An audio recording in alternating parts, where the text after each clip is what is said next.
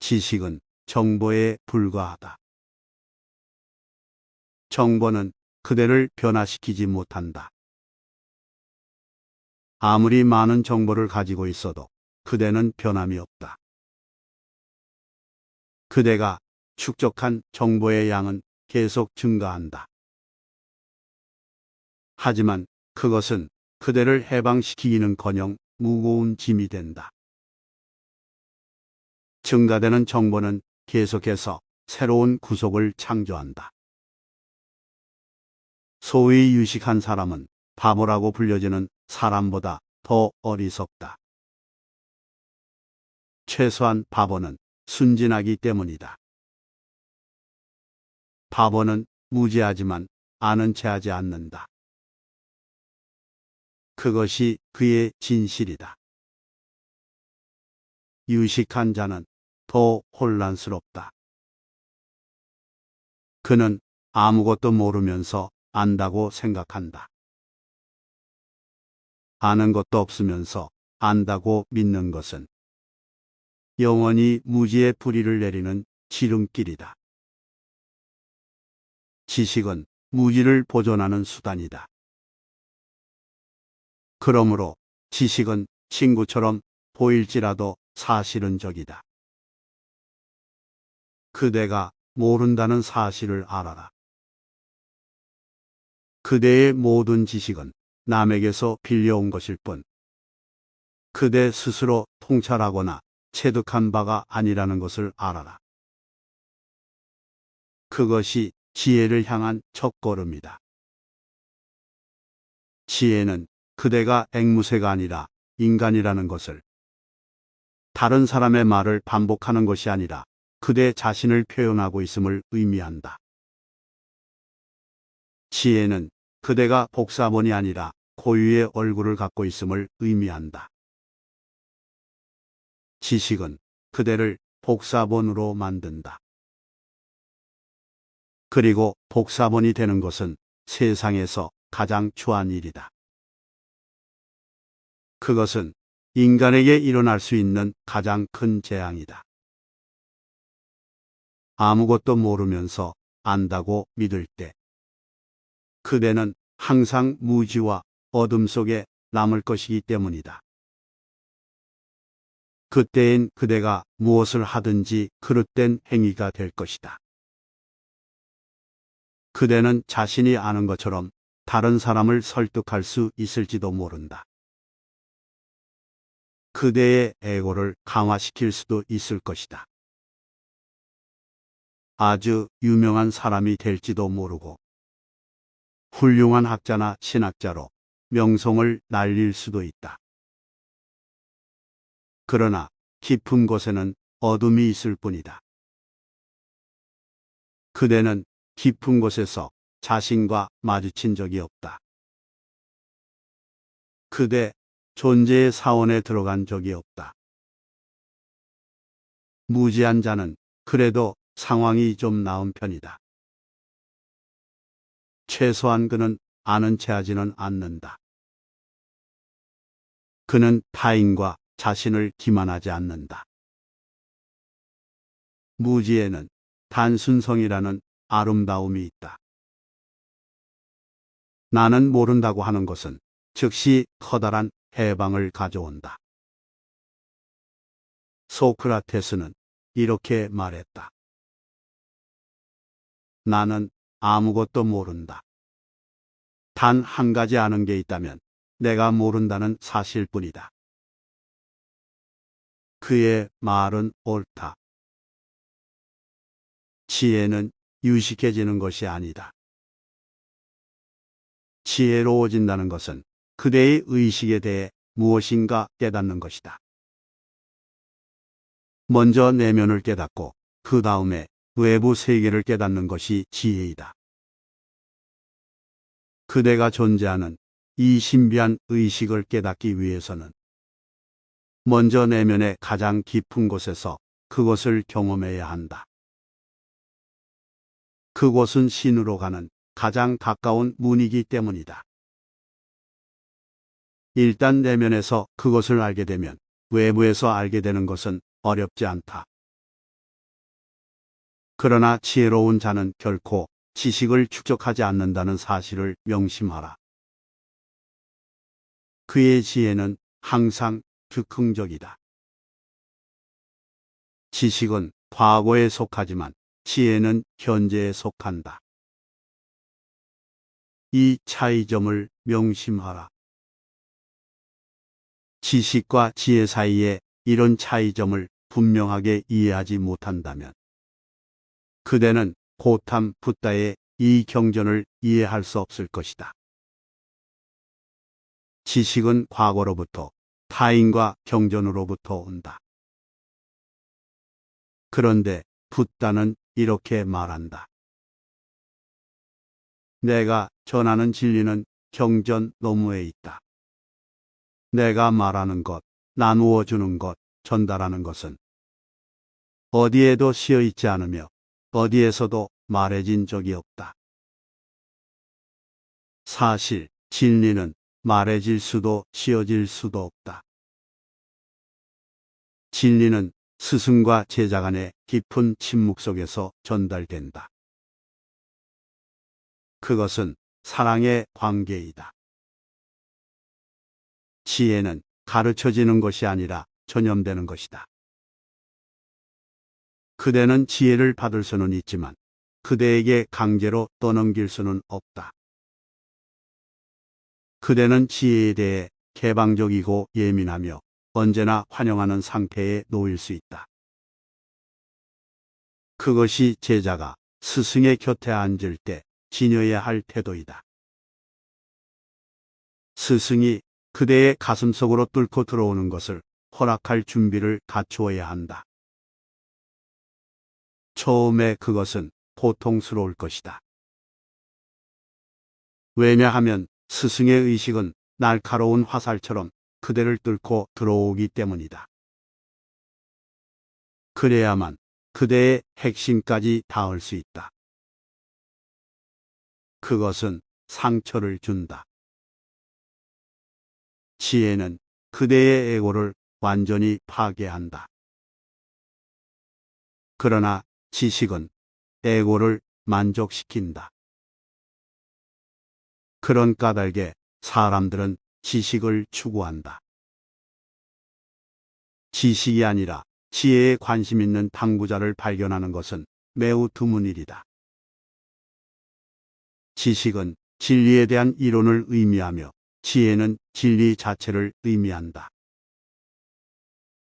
지식은 한 달이 건너간 2차적인 것이며 지혜는 원형 그대로의 1차적인 것이다. 지식은 믿음을 의미한다. 그대는 다른 사람의 말을 믿는다. 그러나 모든 믿음은 가짜이다. 어떠한 믿음도 결코 진실이 아니다. 설령 붓다의 말을 믿는다 해도 그대가 믿는 순간 그것은 지식이 된다. 진리는 믿음의 대상이 아니다. 그대는 진리를 알거나 모르거나 둘 중에 하나이다. 알거나 모르거나 믿음의 문제는 없다.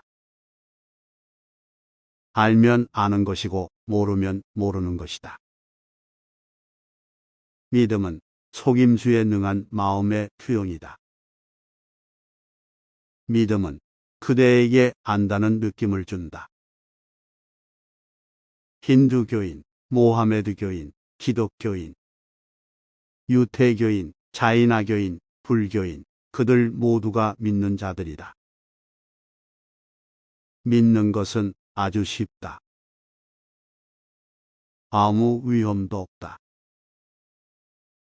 그대는 신, 영혼의 불멸성, 부활의 이론을 쉽게 믿을 수 있다. 사실 그 이론들은 표면에 남아있을 뿐이다. 깊은 곳에서 그대는 전혀 영향받지 않는다. 죽음이 문을 두드릴 때 그대는 모든 믿음이 한순간에 사라지는 것을 알게 될 것이다. 영혼의 불멸성에 대한 믿음은 아무 도움도 되지 않을 것이다. 그대는 눈물을 흘리며 삶에 매달릴 것이다. 죽음이 닥칠 때 그대는 신에 대해 까맣게 잊을 것이다. 윤회의 이름과 그 복잡한 의미를 기억할 수 없을 것이다. 죽음은 그대가 자신의 주변에 건축한 지식의 모든 구조물을 붕괴시킬 것이다. 죽음은 완전히 빈손으로 남겨놓는다. 그때 그대는 평생이 낭비되었다는 것을 깨달을 것이다. 지혜는 전혀 다른 현상이다.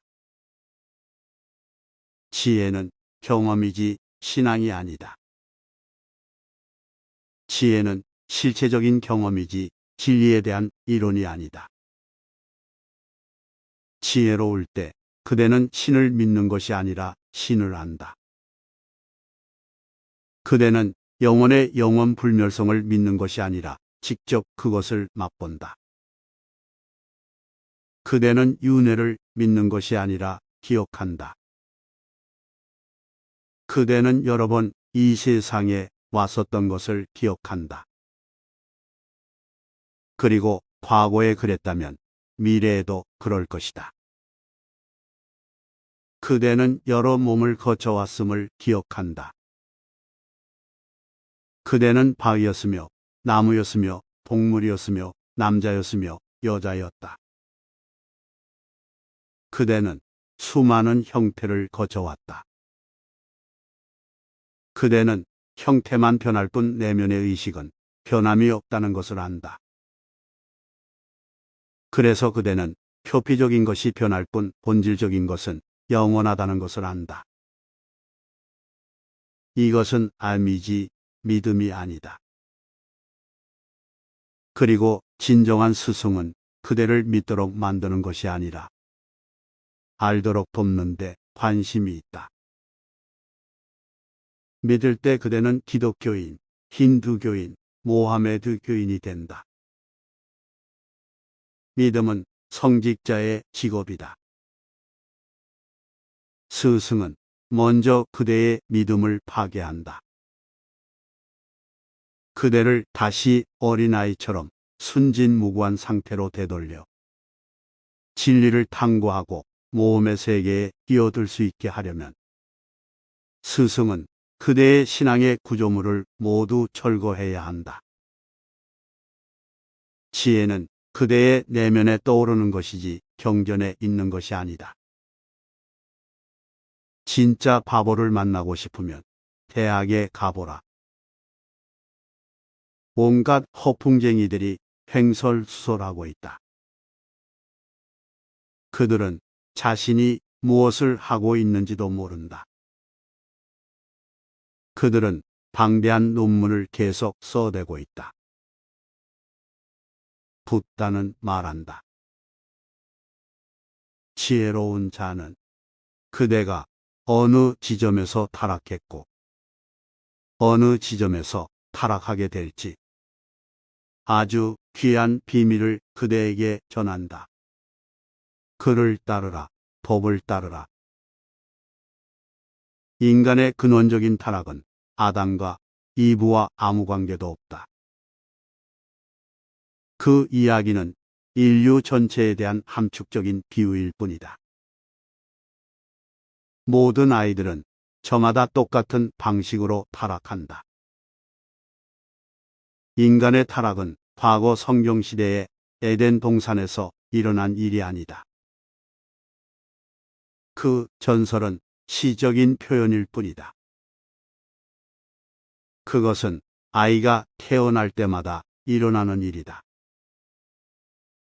날마다 그런 일이 일어나고 있다. 신이 아담과 이브가 지식의 나무에서 열매를 따먹는 것을 금지했다는 것은 하나의 비유이다. 그것은 스승들, 즉 진정으로 아는 자들에 의해 발명된 가장 아름다운 비유 중의 하나이다. 지식의 열매를 따먹지 말라. 대학은 무엇인가? 지식의 나무이다. 교육이란 무엇인가? 바로 지식의 나무이다.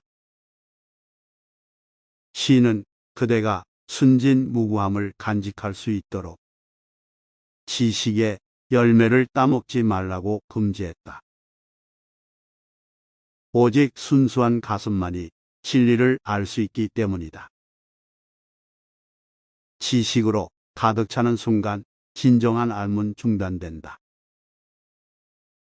그대는 삶을 대신할 대체품을 발견하는 것이다. 지식이 곧 삶의 자리를 대신하게 된다.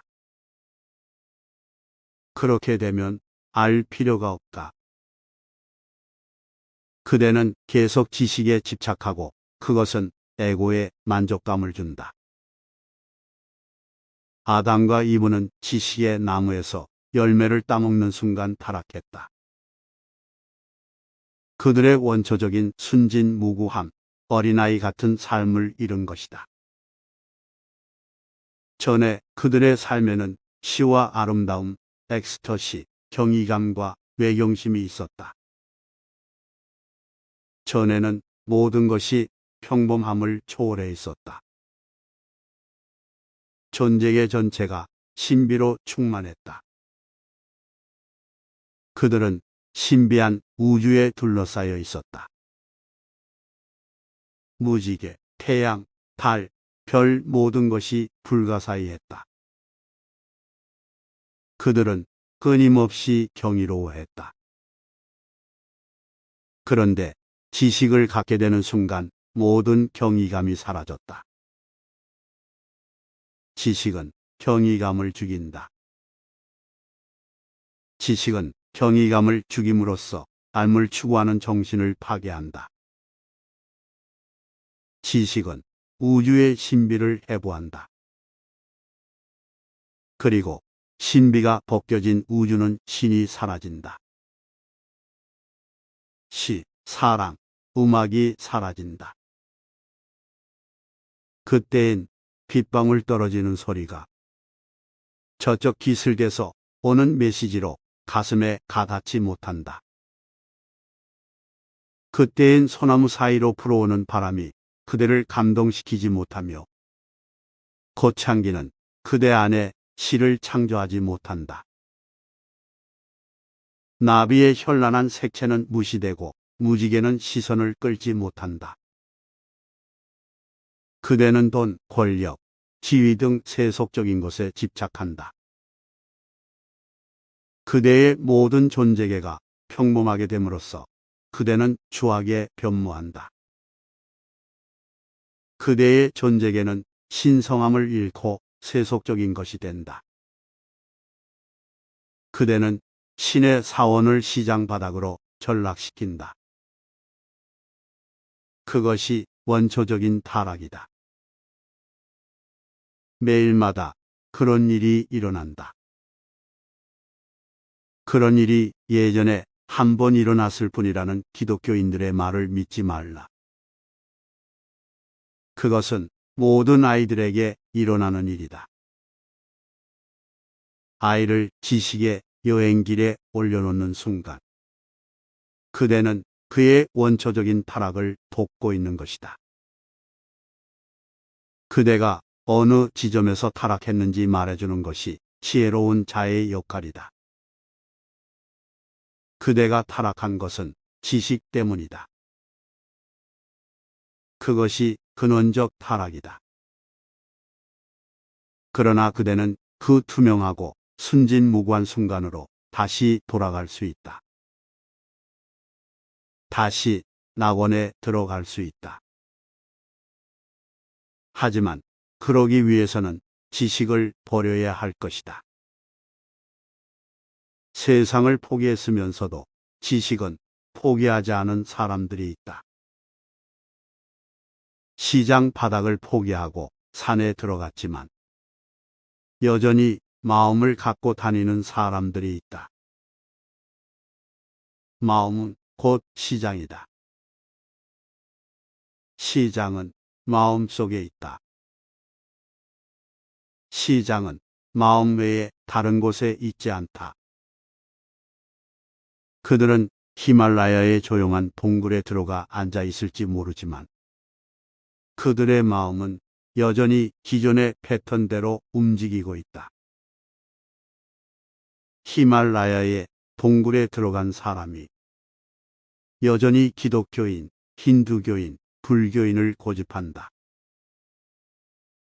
힌두교인이 된다는 것은 주어진 지식에 대한 집착을 그대로 유지한다는 뜻이다. 그것은 타락하는 방법 중 하나이다. 모하메드 교인이 되거나 기독교인이 되는 것도 그런 타락의 또 다른 방법이다. 기독교는 한 종류의 지식이다. 지구상에 존재하는 300여 개의 다른 종교들 또한 마찬가지이다. 그들 모두는 진리를 안다고 주장한다. 그들은 모두 자기들의 경전이 유일하게 신이 직접 쓴 신성한 경전이며 다른 종교의 경전은 모두 가짜라고 주장한다. 붓다는 경전이 가짜인 것처럼 지식도 가짜라고 말한다. 예수는 옳지만 기독교는 옳지 않다. 마하비라는 옳지만 자이나교는 옳지 않다. 마하비라에게는 알미 있었지만 자이나교는 지식이다. 지식은 알미 타락한 것이다. 알문 개인적이다. 그러나 지식은 일상용품이며 사회적인 현상이다. 지식은 사고 팔 수 있다. 지식은 도서관과 대학에서 얼마든지 손에 놓을 수 있다. 멀지 않은 장래의 사람들은 작은 휴대용 컴퓨터를 갖고 다니게 될 것이다. 그대는 학교에 가서 고생할 필요도 없을 것이다. 온갖 지식이 들어있는 작은 컴퓨터를 가지면 그만이다. 작은 컴퓨터 안에 세상의 도서관 전부를 담을 수 있다. 그리고 컴퓨터는 항상 그대를 위해 봉사할 준비가 되어 있다. 단추를 누르기만 하면 그대가 알고자 하는 것을 컴퓨터가 말해줄 것이다. 그것은 과거에 마음이 했던 일이다. 그런데 이제는 기계가 더 효과적으로 할 수 있다. 그대의 마음은 기계의 다름 아니다. 마음은 바이오 컴퓨터이다. 마음은 그대의 영혼이 아니라는 것을 명심하라. 마음은 그대의 의식이 아니다. 마음은 그대의 실체, 진정한 개체성이 아니다. 마음은 사회의 부산물이다. 기본적인 혁명은 다시 에덴 동산에 들어갈 수 있도록 지식을 포기하는 것이다. 지혜로운 자는 그대가 어느 지점에서 타락했고 어느 지점에서 타락하게 될지 아주 귀한 비밀을 그대에게 전한다. 그는 그대가 어느 지점에서 자꾸 빗나가고 있는지 과거에 대해 말할 뿐만 아니라 미래에 대해서도 깨우쳐 준다. 많은 함정이 숨어 있다. 그대는 언제든지 길을 잃을 수 있다. 예를 들어보자. 나는 지금 그대에게 모든 지식이 어리석은 것이며 성경이나 코란, 베다에 집착할 필요가 없다고 말한다. 그대는 나를 사랑하고 신뢰함으로 코란이나 성경에 대한 집착을 버릴지도 모른다. 그러나 그대는 다시 내 말에 집착할 수 있다. 그대는 내 사상에서 성경을 만들기 시작할 수 있다. 그것은 다시 똑같은 함정에 빠지는 것이다. 이제 그대는 성경 대신 나를 가졌다. 붓다가 제자들에게 마지막 남긴 말은 그대 자신을 비추는 등불이 되라는 말이었다. 제자들은 눈물을 흘리며 울고 있었다. 거의 40년 가까이 함께 살아온 스승이 떠나고 있으니 당연한 일이었다. 40년 동안 그들은 엄청난 기쁨과 훌륭한 경험을 맛보았다. 그 기간은 인간에게 가능한 가장 아름다운 세월이었다. 마치 낙원과 같은 나날이었다. 그런데 이제 스승이 육체를 떠나고 있다. 그들이 슬퍼하며 흐느낀 것은 당연한 일이었다. 붓다는 눈을 뜨고 말했다. 울지 마라. 너희들은 지금까지 내 말을 듣지 못했느냐? 왜 우는 것이냐? 그의 수제자인 아난다가 말했다. 우리의 빛인 당신이 떠나고 있지 않습니까? 어둠이 우리를 덮치고 있는 느낌입니다. 저는 아직 깨닫지 못했는데 당신은 떠나고 있습니다. 당신이 살아있는 동안에도 깨닫지 못했는데 당신이 가시고 나면 제게 무슨 희망이 있겠습니까? 저는 말할 수 없이 절망스럽습니다. 저는 그림자처럼 당신을 따라다녔고 당신과 함께 지낸 나날은 아름다웠습니다. 그런데 이제 당신이 떠나시면 저희들은 어쩌란 말입니까? 붓다가 말했다. 너희들이 우는 것은 내 말을 귀담아 듣지 않았기 때문이다. 나는 너희들에게 나를 믿지 말라고 수차 말했었다. 그런데 너희들은 내 말을 듣지 않았다. 내 말대로 너희들의 내면에 빛을 창조했다면 나를 통해 지식을 모으기보다는 너희들 스스로의 경험을 얻었다면 지금처럼 울 필요가 없었을 것이다. 만주스리를 봐라. 만주스리는 붓다의 제자였다. 그는 근처의 나무 밑에 눈을 감고 앉아 있었다. 그는 너무나 고요하고 행복해 보였다. 붓다가 말했다. 만주스리를 봐라. 가서 그에게 왜 울지 않는지 물어보거라. 제자들이 만주스리에게 물었다. 만주스리가 웃으며 말했다. 왜 운단 말인가? 붓다는 나 자신의 빛을 알도록 도움을 주었다. 나는 그저 감사할 뿐 어둠이 덮치는 느낌이 들지 않는다. 붓다가 어떻게 죽을 수 있겠는가? 나는 내가 죽을 수 없다는 것을 안다. 강물이 바다로 사라지듯이 그는 우주로 사라질 것이다.